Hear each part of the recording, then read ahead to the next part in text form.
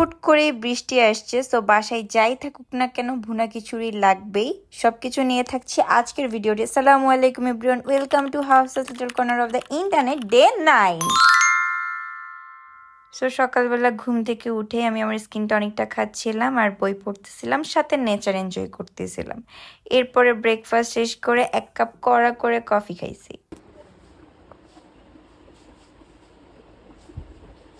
আমি মনে রে বুঝাই কান্দিয়া কান্দিয়া কবে বাজবা ভালো প্রাণ দিয়া প্রাণ দিয়া। আই নো আমার ভাঙা কণ্ঠ, আই নো আমি নাচতে পারি না, তারপরও নাচ করলে গান করলে মাইন্ড ফ্রেশ হয়। সো আমি ওভাবেই নিজেকে এন্টারটেন করার ট্রাই করি। এরপর আব্বু গরু মাংস এনে আব্বু নিজে ওটা কাটতেছে, ক্লিন করতেছে। মাশাল্লাহ, তোমরা সবাই দোয়া করে। আমার বাবা না সবসময় আমার মাকে সাহায্য করবে, সেটা যেই কাজই হোক না কেন। সবসময় আমার মাকে বলো তোমার কষ্ট হবে আমি করে দিই। হাউ কিউট, মাশাল্লাহ, তোমরা সবাই ওদের জন্য দোয়া করো। এরপর আমি আমার মেস্ট রুমটা ক্লিন করলাম। এরপর আজকে লাঞ্চে ছিল মূলা দিয়ে গরু মাংস আর চিংড়ি মাছ ভুনা।